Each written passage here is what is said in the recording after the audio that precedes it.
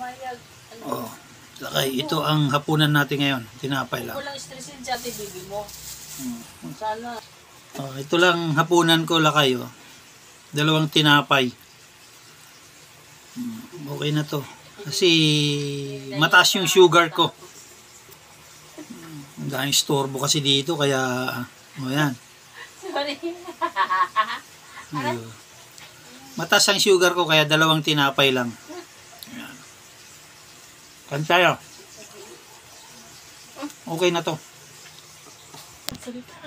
Oh, ito pang laban din sa sugar. Tsaka tinapay, tsaka ito ilalaga ko to. Mamaya ako to kakainin. Ilalaga ko muna. Ito muna. Ayan.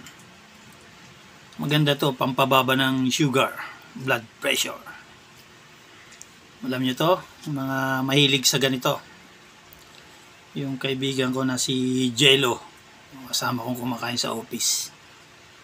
Paborito niya rin to.